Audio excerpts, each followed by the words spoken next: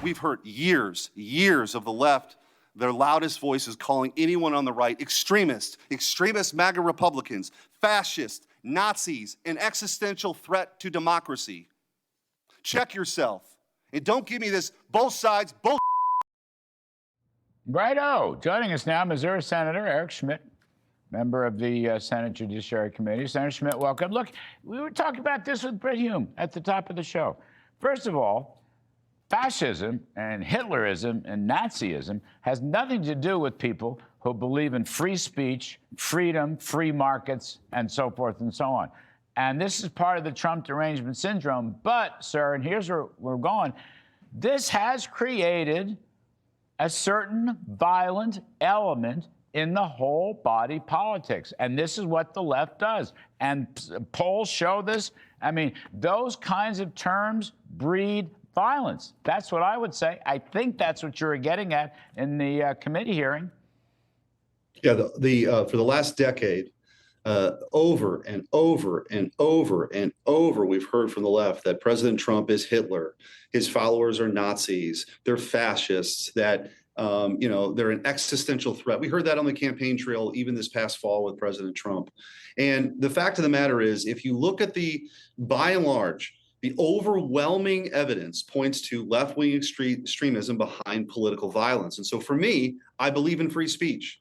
I condemn political violence of all kind. It doesn't matter which side, but we have to start telling the truth about what's really going on in this country. It's a sickness. And the most recent YouGov poll, Larry, 25% of self-identified very liberal people believe and are willing to say to a pollster that political violence is justified to achieve a political means. Compare that to just 3% on the Republican side. Now that's too many on our side, on the conservative side. But there's a huge disparity here. You add that, Larry, to the point that you've got over 50% of those on the left believe that assassinating and murdering President Trump would be at least somewhat justified. So to my Democrat colleagues who want to play the both sides game, it's time for them to check themselves, because it's not the same thing right now, not at all.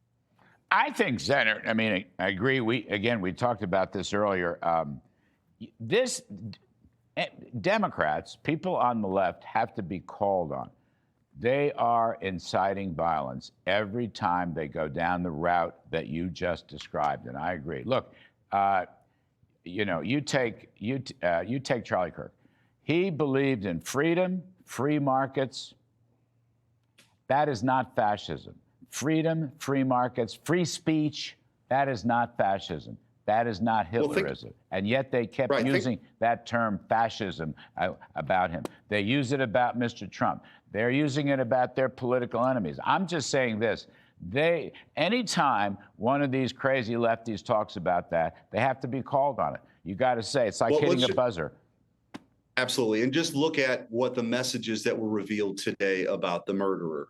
He said about Charlie Kirk that some hate just can't be negotiated with. He wrote on the bullets, catch this, fascist. So the irony, the tragic irony of that, Larry, is that Charlie Kirk, somebody who believed, many things and was very articulate, actually was this free speech warrior that was willing to go places and have conversations with people, have the dialogue, and they shot him in the throat to try to silence him. And this guy murdered Charlie Kirk. And it was an attack on him, on our country. And so I pray for our country, but we're never going to get on the other side of the mountain, Larry, until we recognize the sickness that has captured, sadly, the 25% of those who claim to be, very liberal, who think that killing somebody because they have a different point of view than you is somehow okay. Like, that's crazy.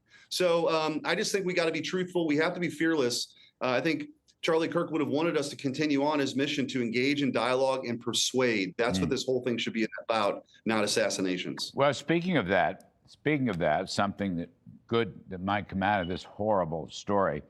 We talked about this earlier. 37,000 new requests to start a Turning Point chapter. 37,000.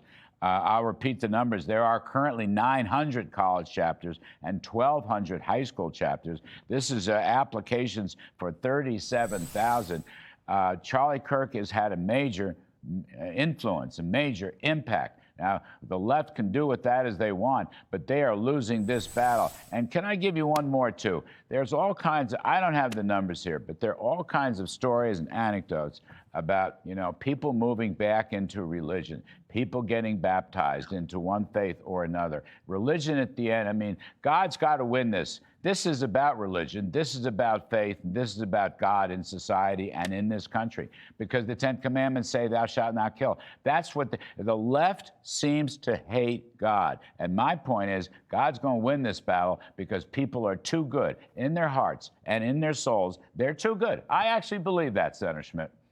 Yeah, and I think one of the things that, and I think you've touched on something that may explain some of those numbers, the disparity between what we talked about of what's justified. I mean, I think if you believe in the Almighty and you believe in judgment and all those sorts of things, that probably has some bearing on how you view this issue. But I agree with you. I think that I can't tell you how many young people in particular, or even family members that reach out to me, they've seen a clip from Charlie Kirk that maybe they wouldn't have seen before. They saw him talking about his faith. He was talking about things that you just don't see 31-year-olds often talking about in the public space, about get married, have a family, go to church. I'm Catholic. And you're seeing a resurgence now of baptisms and conversions to Catholicism. I think it's an incredible moment, and Charlie Kirk has done incredible work, and I hope that lives on, and you're seeing evidence of that, I think, already. All right. Well, thank you for your fight, Senator Eric Schmitt. Thank you for your fight, sir. We appreciate it. We're most grateful.